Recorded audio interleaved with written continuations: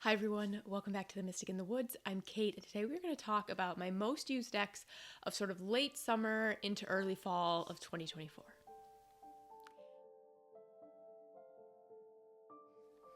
Okay, so before we get into the decks that I've been using the most late summer, early fall of 2024, I want to give you a quick reminder that the temple still has a few spaces left. So this is my monthly membership where we do monthly dark moon ceremonies, shadow work. We're going to be doing a 6-part course in there, a community, and I'm taking 15 women for the founding members. And as a founding member, you'll be able to take the course live, which normally will be recorded.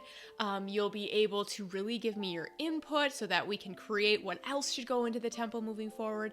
And you're going to get locked in at the lowest rate that I will ever have the doors open for.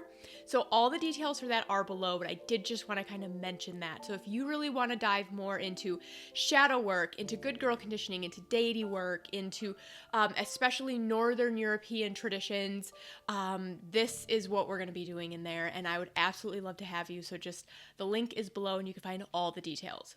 But like I said, I just wanted to give you that quick reminder because as of recording this video, there are only four spots left, I think. And so I just wanted to mention that in case anyone is thinking about it. So we're going to get into my decks. So I have 6 decks here.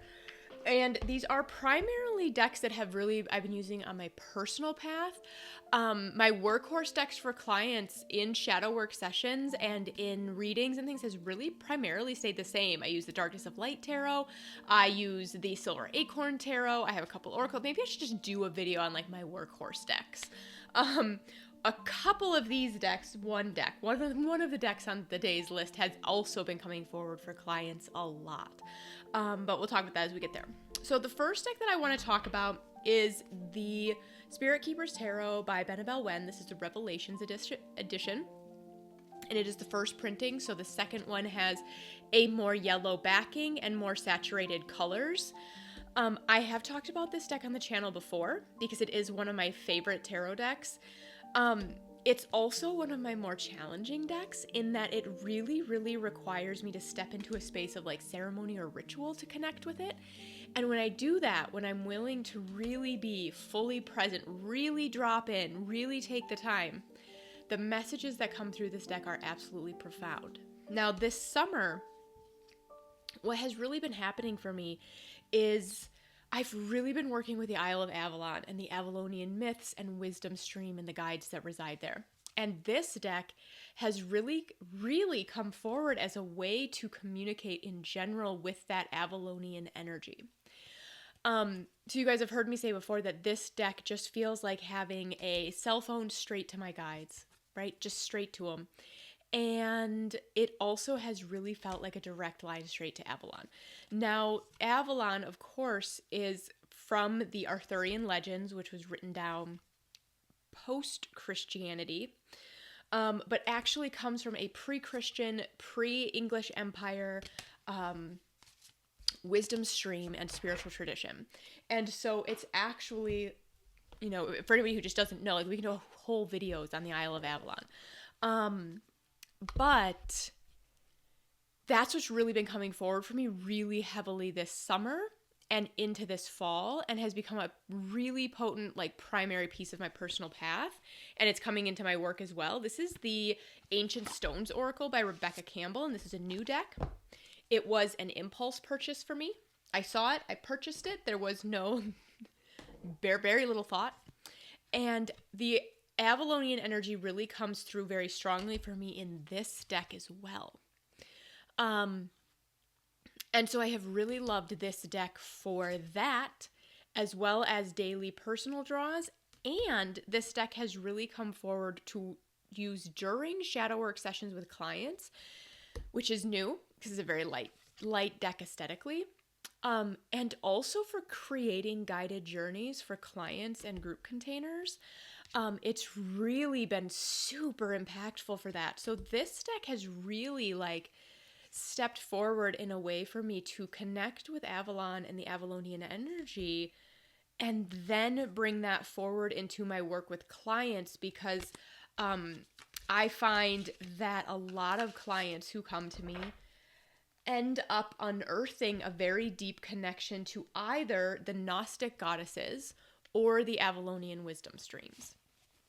Now, along with that, of course, Morgan Le Fay is one of the deities or goddesses or just ascended masters or whatever that we can connect with when it comes to that sort of tradition. Now, this is the, let me look, Old Ways Magic Oracle.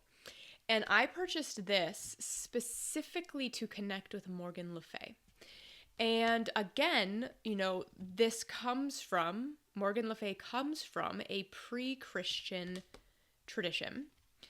And so while we now have her in pop culture as a fictional character who's usually villainized in some way, she's actually a pre-Christian priestess of Avalon who is a healer and a sorceress and someone who can sit at the veil between worlds. She's the leader of the Nine Morgans. And I really connect with her in a very wild woman type of a way.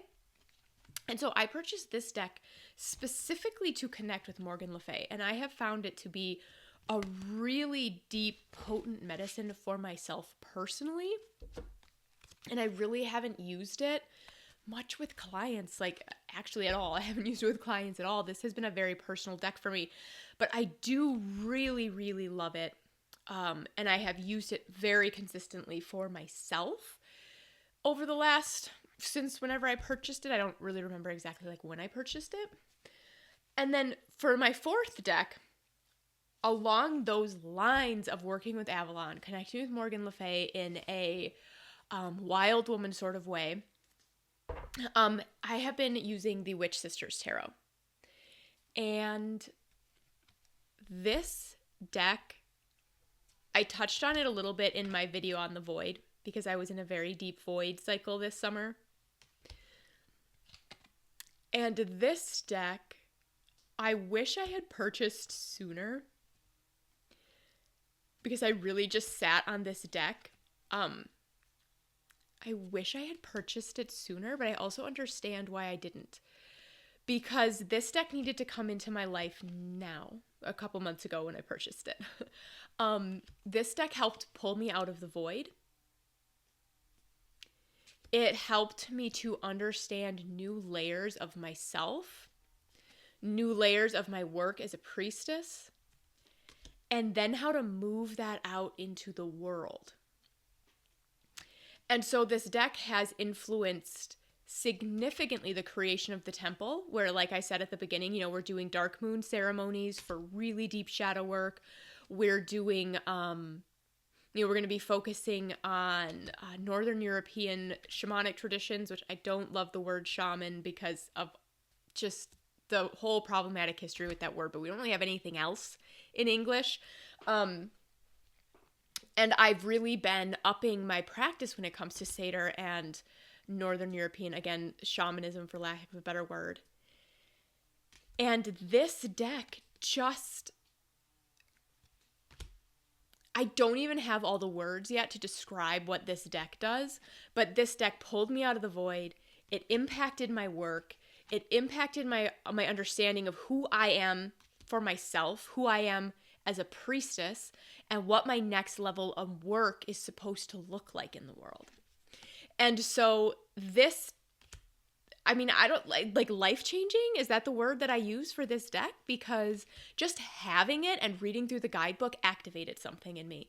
And then continuing to work with it then, this deck has just been so unbelievably powerful for me to work with.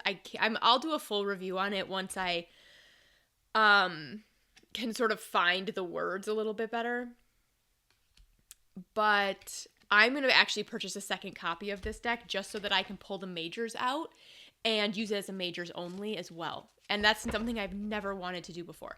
The minors are lovely. Also love the minors, but I just really want to be able to use this as a majors only sort of oracle deck style.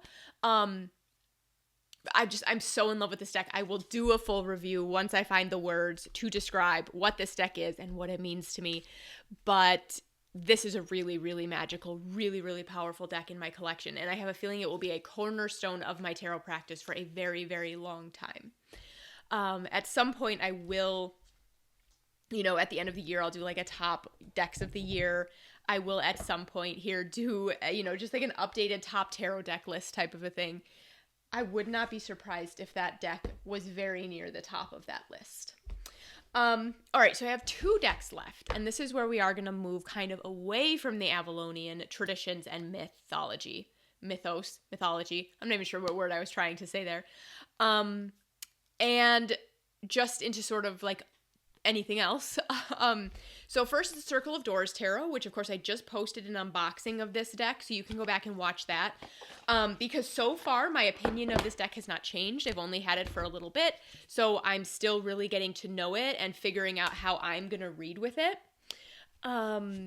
But so far, I'm loving every second of working with it. It has been really powerful for me personally, and really understanding who I am, not in regards to other people or other labels or other roles that I also am. I am a wife, I am a mother, I am a business owner, I am, a priestess for other people. But who am I for me underneath all of that stuff? And who am I in relation to the goddess and the divine? And this deck has been really potent for that so far. So I'm really excited.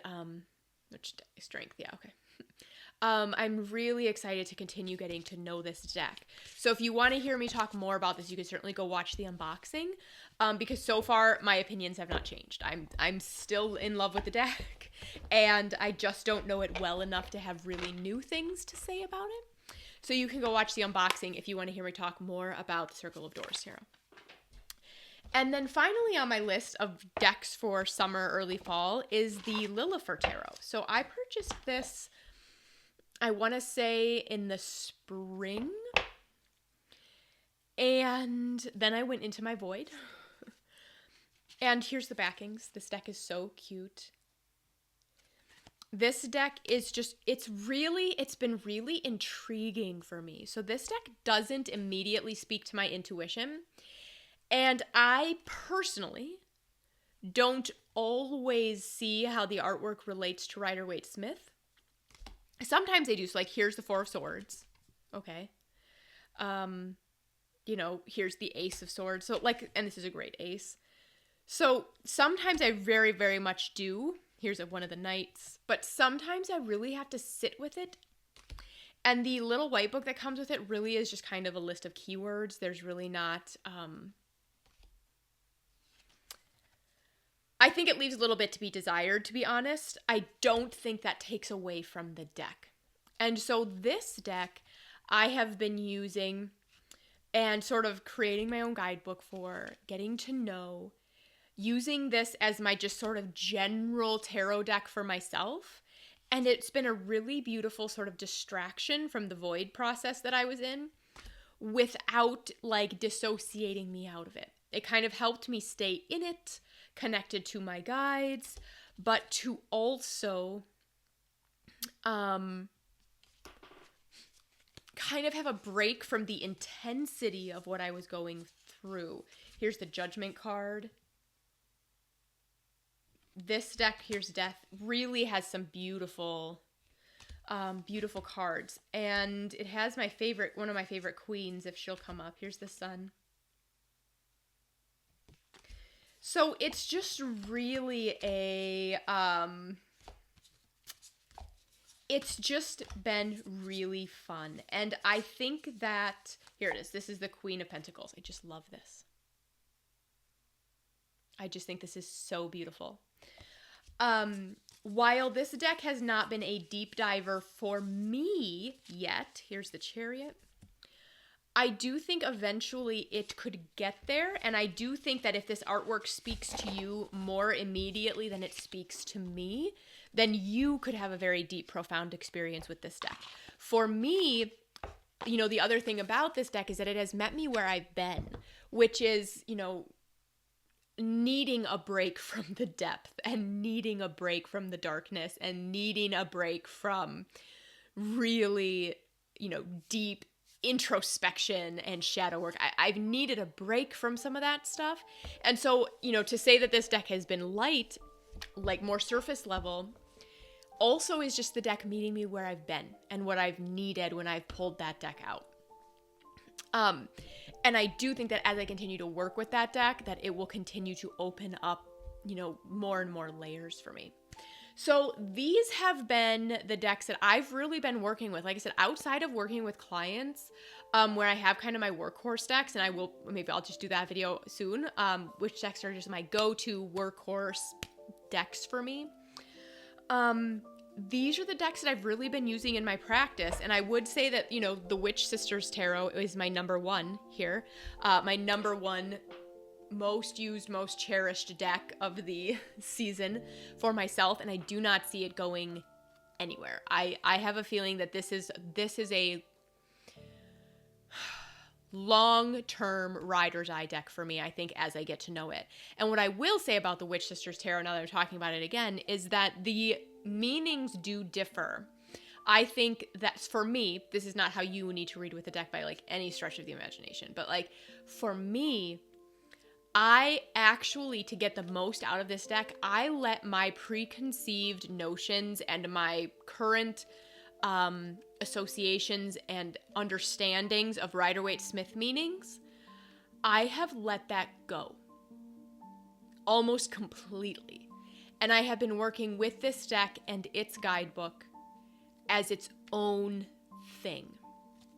And for me, that has been really, really powerful and really, really freeing.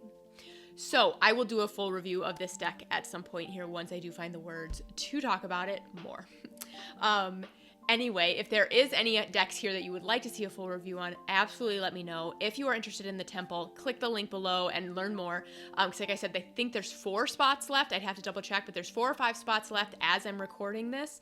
And then I'm going to close those doors down and they won't be open for at least a few months. And when I do open them, the price will be going up a little bit. So if that is interesting to you, if you would like to sit in ceremony, do deep, deep shadow work, connect with your guides, open your gifts, make massive shifts in your life, then absolutely check out the temple. And I will see you in the next video. Bye.